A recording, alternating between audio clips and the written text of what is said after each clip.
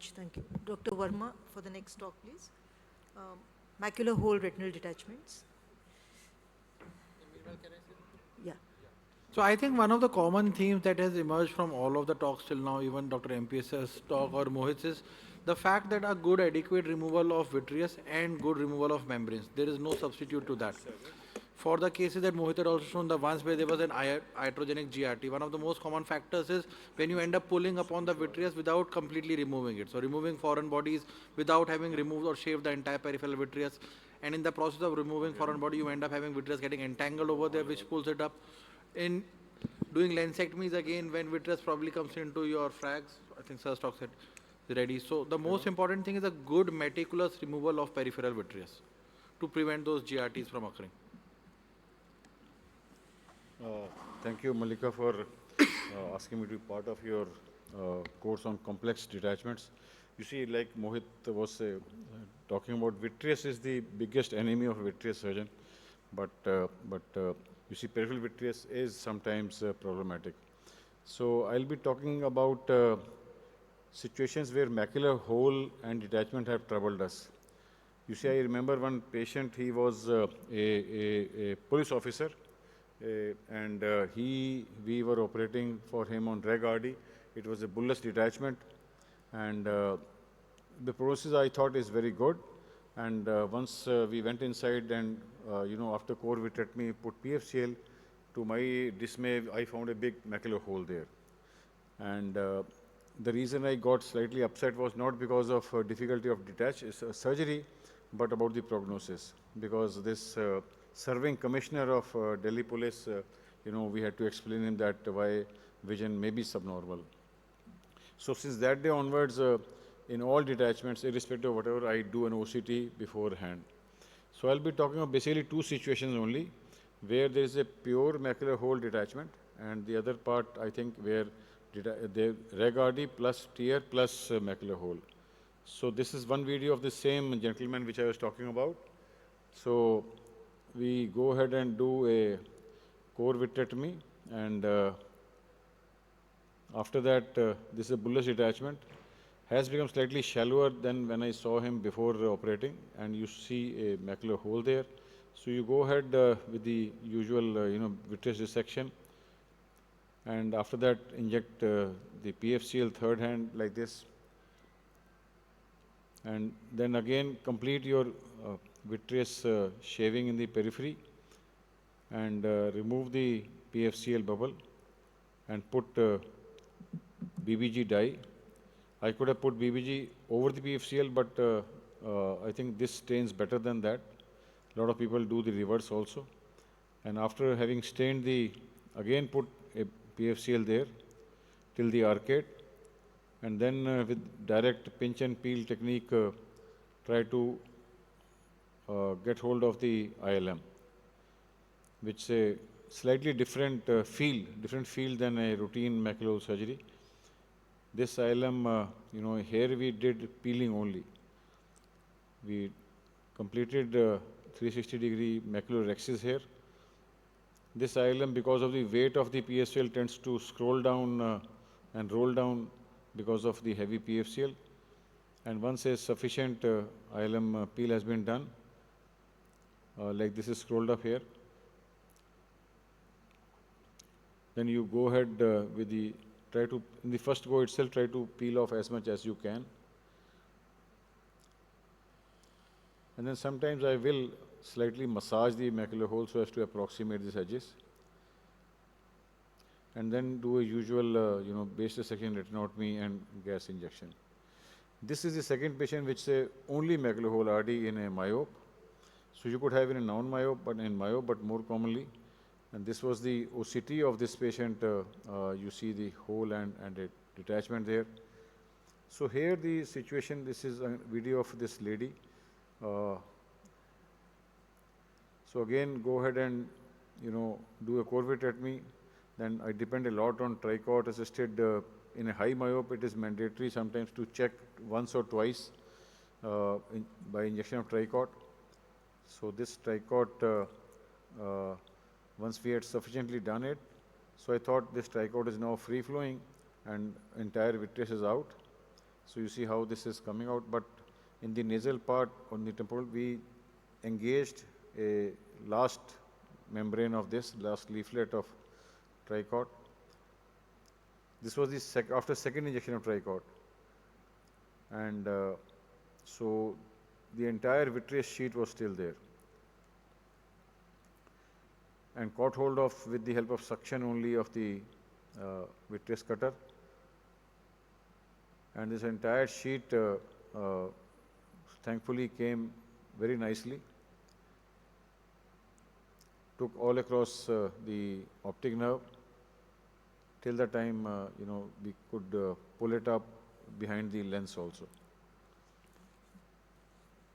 So this, I think, is a very relieving step for a vitreous surgeon that entire vitreous sheet has come out.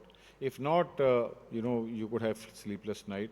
That now you trim the peripheral base, and then I tend to do a extra macular retinotomy. I don't drain through the macular hole, so I will flatten the retina first. Only macular hole RD. So I'll do a small retinotomy just outside the arcade, and then flatten the retina with the help of PFCL. And because the contrast in the posterior pole in a myope is not very good, and it's only a macular hole detachment here. And then BBG, then again PFCL. You see, this is a contrast which is affording entire posterior pole is white. So then you begin your ILM holding or ILM this direct pinch and peel in the periphery, in the slightly normal area where you can see the underlying choroid, and then take it towards the macular hole. In such high myo patients, instead of peeling, normally I create a multi-layered flap rather than all across peeling. So don't lose the sight of the edge, because if in a poorly contrasting space, you may be caught that you cannot. So this retina also was slightly getting lifted up.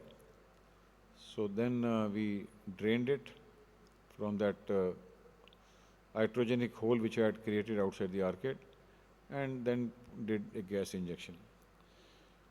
So this was the pre-op and post-op of this patient, lower one pre-op and upper one post-op. You see the maculopathy of myopic tractional maculopathy here. But the posterior pole became flat and patient did improve to 6/36. This is the pre-op and post-op OCT which are compared. Another patient who had similar kind of pathology, you can see the posterior pole staphyloma, but the same technique we could achieve this result. This is yet another patient, lady actually, who had this macular detachment, and postoperatively same procedure yielded good result. This is story of another lady actually who underwent twice or thrice, this vitrectomy, apparently could not flatten ultimately, and ultimately this was the picture pre-post. And at the third surgery, once we did more ILM and massage the macular hole, we could. But ultimately, this patient did not do well from vision point of view. Vision was stuck at 5/60 only. This is another patient who has a lamellar kind of macular hole, but vision was very good in the right eye. So I didn't do anything. I just followed up this patient, and vision was being maintained. This is another patient who had progressive increase in symptomatology and a posterior pole detachment related to this, and with the gas and the same technique, we could flatten this retina, and patient did improve the vision also. This is my last patient who had posterior pole detachment and 3 surgeries already done. So at the last surgery, what I did was at this small endo laser I did at the edge of the macular hole. Small laser, I had put a couple of spots at this temporal edge, and finally after 4th surgery, this patient did flatten down, and believe me, this lady still had 6/24 vision. I'm not advocating that you should laser, but after 3-4 surgery I've gone, short of doing a macular buccal, which I'm actually not used to doing much macular buccal, so I had that macular small laser done. I know a lot of reports are there on macular buccal for myopic macular hole and detachment. There was this large series of 26 patients where macular buccal was done, and this is another promising thing which has been advocated, and a lot of people prefer this also. uh, and this settled in all the patients, and vision also improvement is there. So just to summarize, if you have a patient like this, so standard of care today is, VR surgery with ILM peel, internal tamponade generally works pretty well with macular detachment. ILM peel sometimes may be an issue, especially in high myopes, may be more challenging because of the poor contrast, and therefore flap may be preferable. Macular buccal, I agree, is a very good option, and think I have to learn that. And occasionally, gentle laser at the edge of the macular hole, you may be forced to do. Thank you very much for your kind attention. Thank you, sir. Very good videos. I think especially the one showing the second layer of vitreous coming out with triamcinolone staining. That's quite an eye-opener, which you might leave and have burn your fingers. Similarly, also I see that if we are a little patient and allow some time, the vitreous also becomes hydrated, like they talk about cataract getting hydrated. And I find that after a few minutes, we are able to see and remove much more vitreous compared to in the beginning part of the vitrectomy. I'm not sure if everybody can You're share that. absolutely right that once, once this is not happening, we pass time and doing vitrectomy Yes. somewhere else. And then you somewhere come else, back. and then you see that gets Yeah. hydrated and. So that was very good. One more point is, as you mentioned, sometimes we are desperate to attach the retina, even if the macular hole is there, and you had resurgeries, redetachments. So now what we are doing is putting fibrin glue over the macular hole and using a mid-peripheral hole for drainage, so that the retina attaches even though there is some damage from the glue at the macular hole.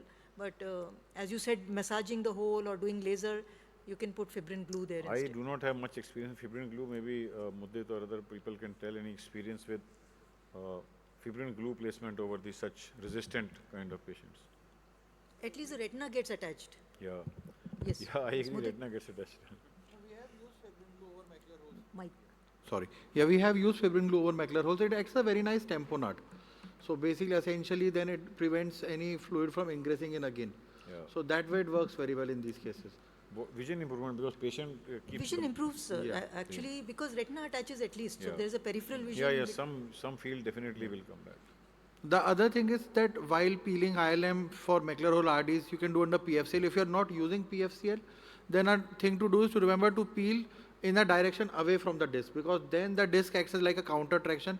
If you're peeling towards the disc, then the entire retina tends to get lifted again. But if you're peeling away from the disc, then that sometimes becomes slightly more easier than the opposite direction. The reason which keeps bothering me is that suppose there's a detachment of the macular hole, and we know there is a gap between photoreceptors and rest of the retina. Exactly. And you pull it, you are increasing that gap. Exactly. So that's what I'm not fond of. Therefore, if we flatten the retina and then do it, then it may be making more physiological. Dr. Shanmugam, any points on this? Dr. Tinku? Nothing, very nice videos and nice presentation. Sometimes in a recurrent hole, either other than a macular hole, other than a macular buccal, one other option is to do a temporal scleral imbrication. So instead of pushing the sclera in, we can do a scleral imbrication that flattens the posterior staphyloма, and that can also close the hole. How do you do that briefly? Temporarily, we make a cut down about like mid-quadrant to mid-quadrant and raise a scleral flap about 6 to 8 millimeters. And at the base of the flap, take the sutures and shorten the sclera. So temporal sclera is shortened so that in anteriorly, close to the muscle ring, so that flattens the staphyloma posteriorly. Tinku, anything you want to say about macular hole RD? So sometimes in a lot of long-standing RD, especially, these macular holes are detected incidentally. Like you've not preoperatively, you may not be able to see them. You have a break somewhere else and then you detect these. So, I mean, I think intraoperative OCT would help in such situations. And you should be prepared. You should be prepared to see, like, if your retinal detachment is not corresponding to the location of your breaks, then you should keep a macular hole in mind. So there could be a macular hole along with a peripheral break as well. Yeah, that's a good You point. see, first of my patient was that only. I was Yes, telling you yes, story of that yes. commissioner. Since that day, I have doing OCT in all patients because I Yeah. don't want to miss. And all of them are high-profile patients and they want result immediately. So OCT, you rightly said, is a must in all patients to rule out or rule in macular hole. Thank you, Thank sir. you, thank you.